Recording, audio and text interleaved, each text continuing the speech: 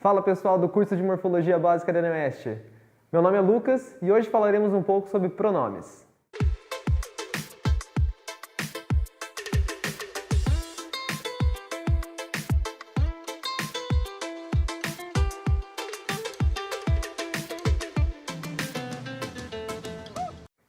Bem, segundo Cunha e Sintra, os pronomes podem ter caráter adjetivo ou substantivo. Como no exemplo, meu refrigerador não funciona. Neste caso, o pronome possessivo meu estende o significado de refrigerador. Percebam que ele está acompanhando o substantivo, portanto, tem caráter adjetivo. Como exemplo de pronome substantivo, temos a oração Joana chegou atrasada, havia algo errado com ela. Neste caso, o pronome ela substitui o substantivo Joana. Perceba que, diferentemente do pronome com caráter adjetivo, o pronome substantivo não acompanha outro substantivo. Os pronomes se dividem em 6 principais categorias: os pronomes pessoais, possessivos, demonstrativos, relativos, indefinidos e interrogativos. Nesta aula, trataremos especificamente dos pronomes pessoais. Os pronomes pessoais são responsáveis por indicar quem fala, primeira pessoa, com quem se fala, segunda pessoa, e de quem se fala, terceira pessoa, podendo variar conforme sua função, sendo do caso reto ou do caso oblíquo. Os pronomes oblíquos são classificados como átonos ou tônicos, de acordo com sua acentuação.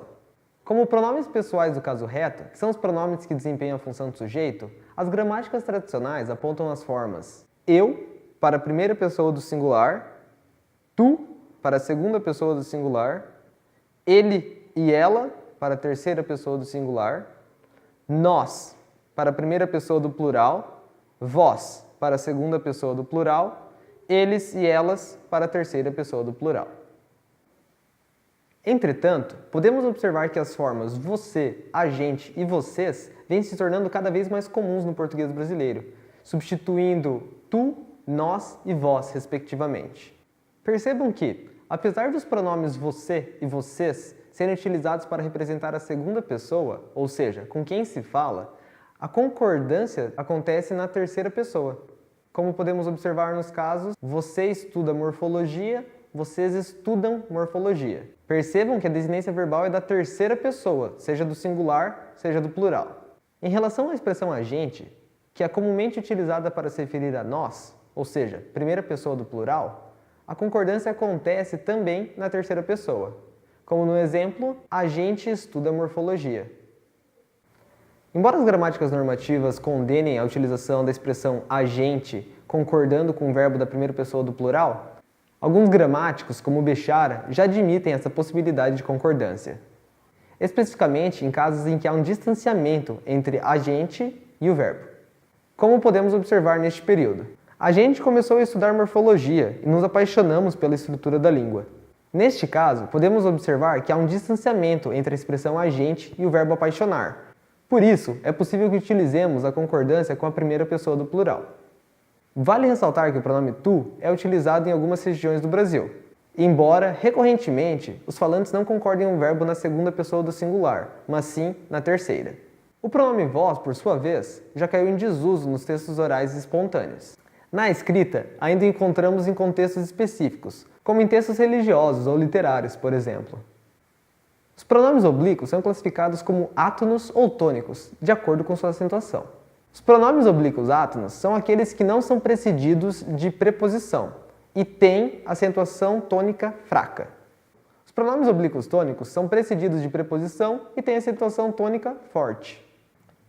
O quadro dos pronomes oblíquos átonos é assim configurado: primeira pessoa do singular, me. Segunda pessoa do singular, te. Terceira pessoa do singular, se, o, a, lhe. Primeira pessoa do plural, nos. Segunda pessoa do plural, vos. Terceira pessoa do plural, se, os, as, lhes. O quadro dos pronomes oblíquos tônicos é assim configurado: primeira pessoa do singular, mim, comigo. Segunda pessoa do singular, ti, contigo. Terceira pessoa do singular, ele, ela. Primeira pessoa do plural, nós, conosco. Segunda pessoa do plural, vós, convosco. Terceira pessoa do plural, eles, elas.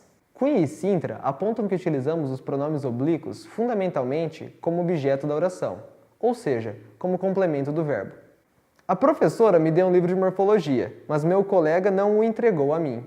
Quando o objeto direto ou indireto representa a mesma pessoa ou a mesma coisa que o sujeito do verbo, ele é expresso por um pronome reflexivo, como podemos observar no exemplo ele se ama, ou então no outro exemplo, eu me amo.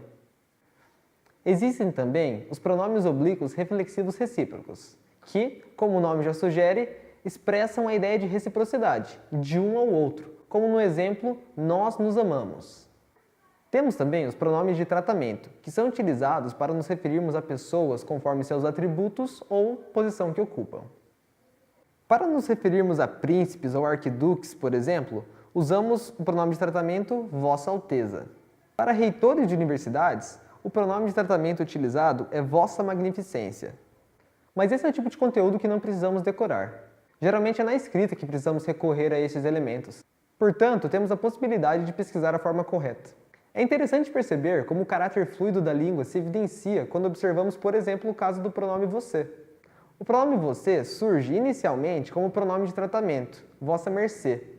Entretanto, passa formas como vossum se e vós me se, até chegar no pronome você, como conhecemos hoje. Observem que você, a gente e vocês também podem ser utilizados como pronome oblíquos, como no exemplo, dedico esta aula a vocês. Bom, por hoje é isso, pessoal. Na próxima aula continuaremos a tratar dos pronomes. Até lá!